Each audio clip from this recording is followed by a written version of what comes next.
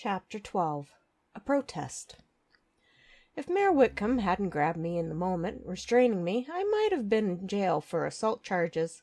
After my anger had died down and Boggs had stopped taunting me, Whitcomb hauled me to the lobby area, advising me to cool off.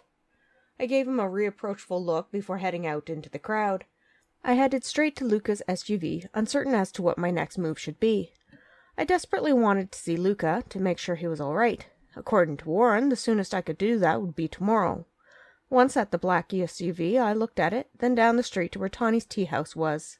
Needing some empathy, I walked to the tea house only to find it closed with a sign on the door.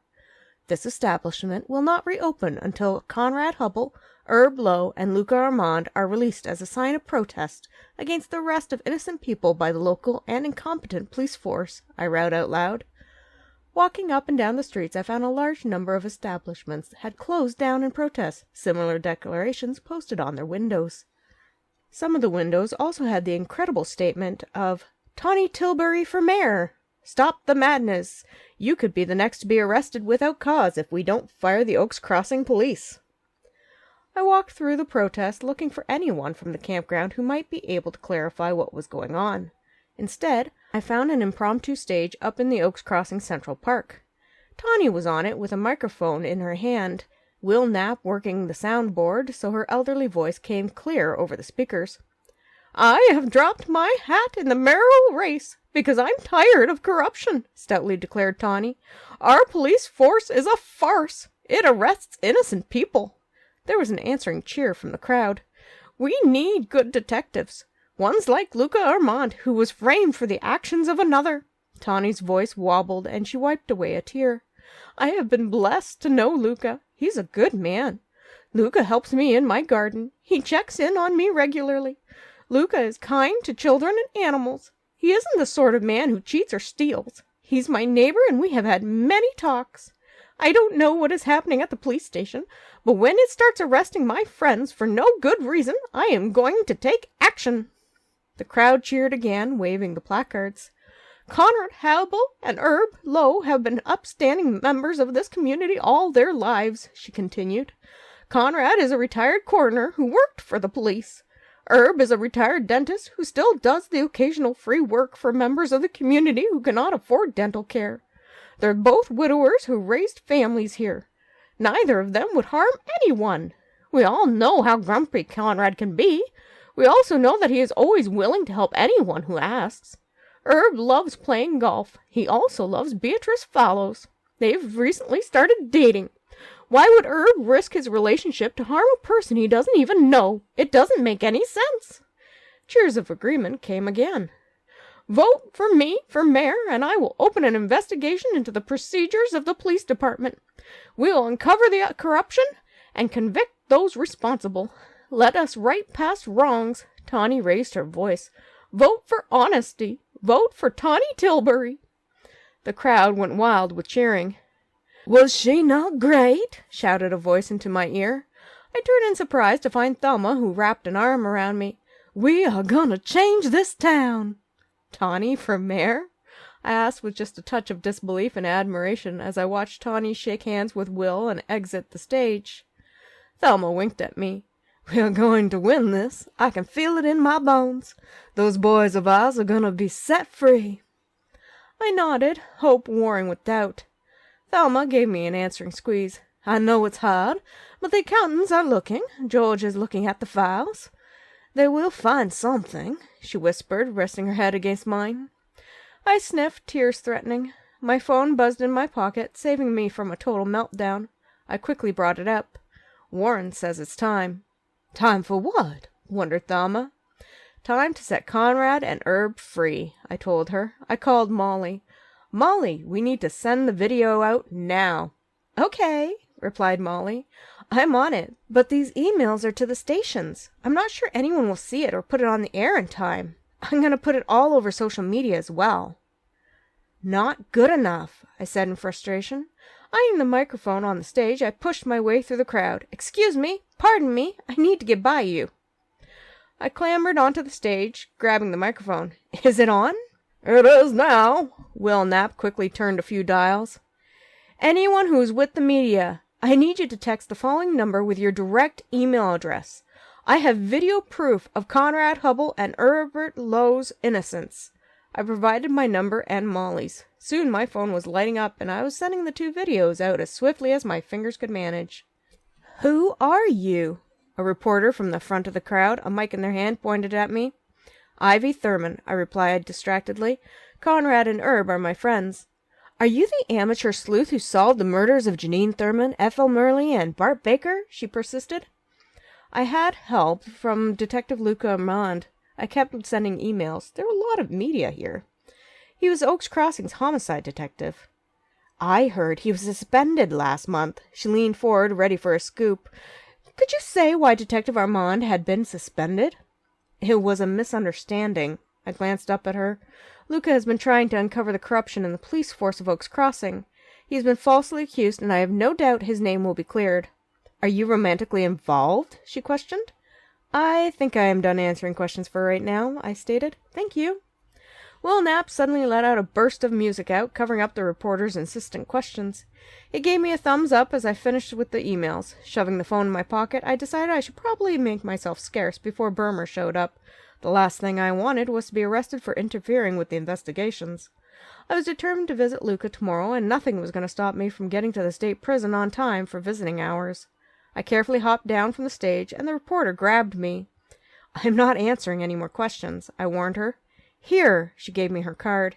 "If you have anything more to say about the possible corruption of the police station, I might be able to get you onto live television in an interview. Just let me know when you're ready to talk."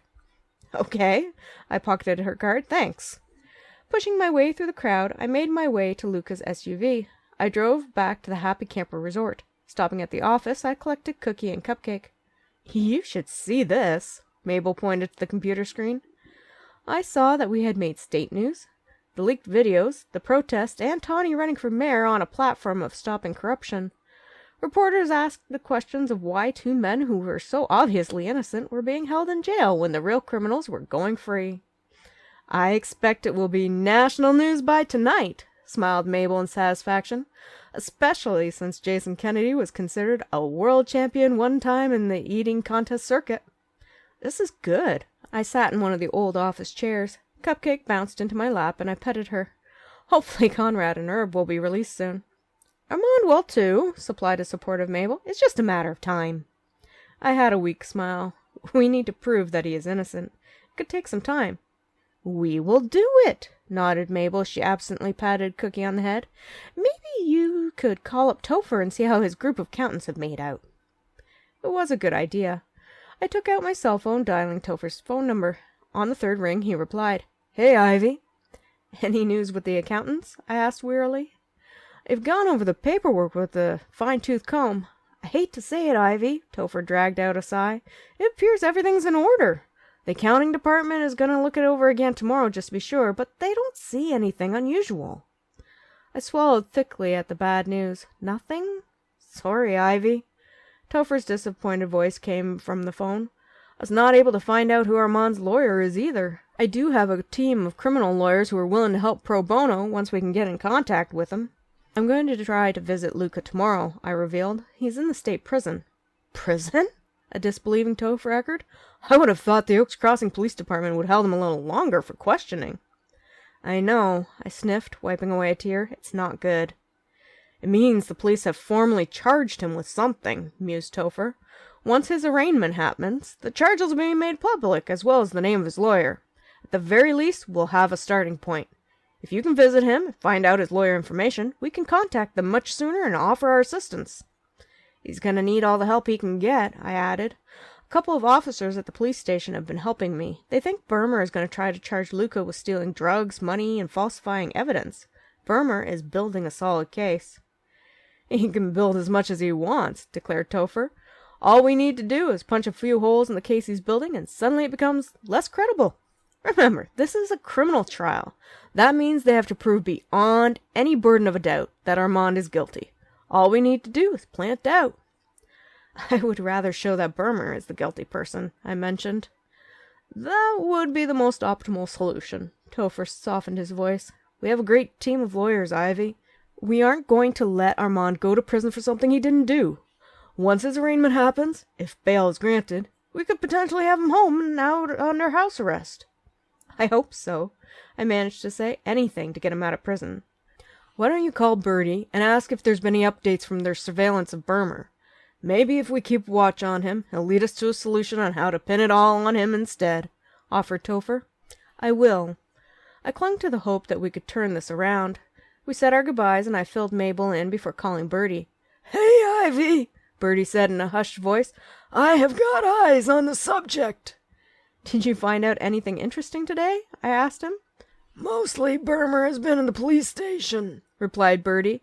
"He made an announcement that was interrupted a lot by the reporters with questions that contradicted his story of Conrad and Herb's guilt.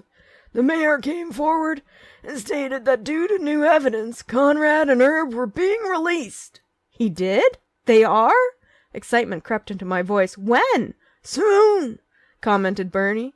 "I'm waiting with the crowd for their release. Boy, was Burmer mad over that. The interim chief of police got really red in the face. I guess he didn't expect to have his authority challenged."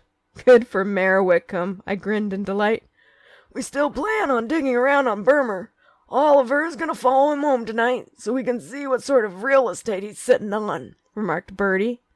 "Don't get caught," I cautioned. "Also, don't question any of the people in the police department. I already have 2 sources in there that we can get information from.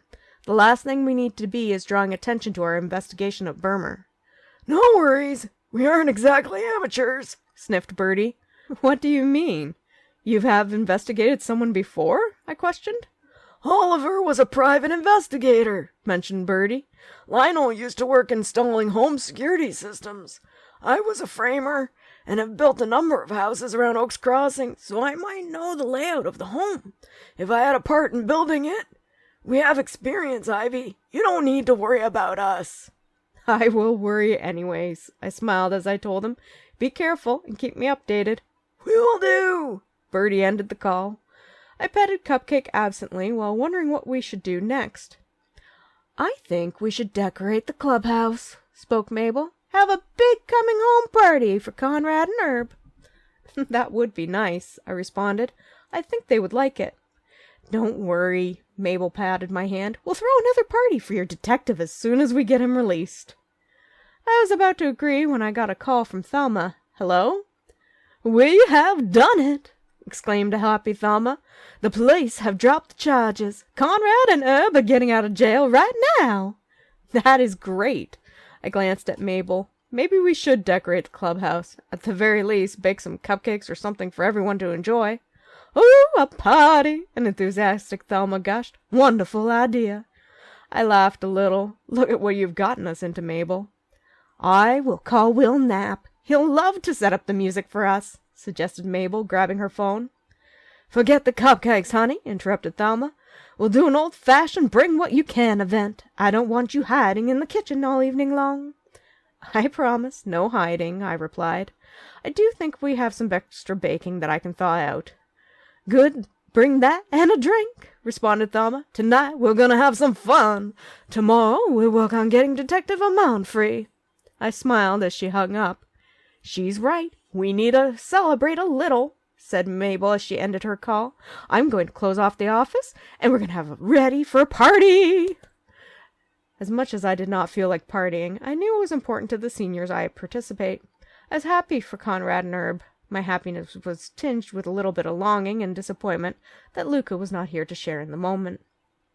Despite my misgivings, it turned into a very fun evening. When I arrived, the seniors had set up tables with cloth tablecloths, chairs with bows on them, and strung up fairy lights intertwined with some pennants that looked suspiciously like the ones that had been used at the barbecue fest. Food and drinks were piled on a couple of tables. Will Knapp had the music started on soft so speeches could be heard on the microphone. Someone had scrawled "Mystery Solved" over the section of wall where I had written down Conrad and Herb's names and the corresponding tasks for everyone to help get them out of jail.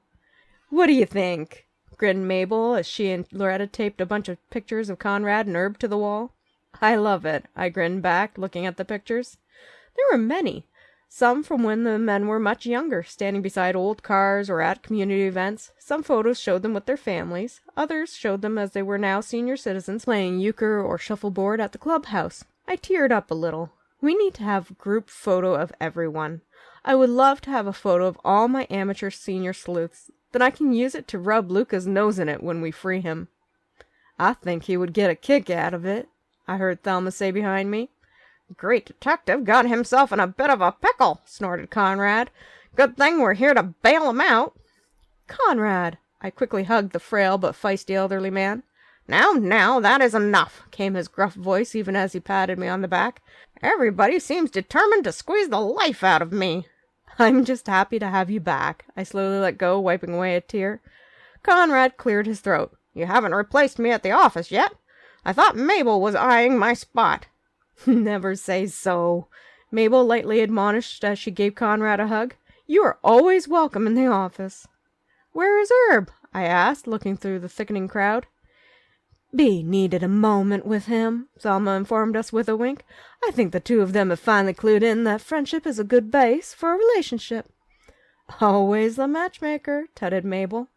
I just smiled. I was glad for Bee and Herb. Good for them. Speaking of relationships, where is George? He said he would be here any minute, answered Thelma. She sobered, taking my hands in hers. George was going over some of the papers from the police station with some of his accounting buddies. He says they all seem to be in order. However, something was bothering him about the invoices, so he's going to keep trying. I swallowed thickly. Topher said the accounting department at his law firm didn't find anything abnormal. I guess it was a dead end. We'll just have to find something else for proof against Burmer. Did you see Tawny today? Asked Thelma with a twinkle in eye. If she gets elected, she could have the department investigated. We just got her in under the nomination time.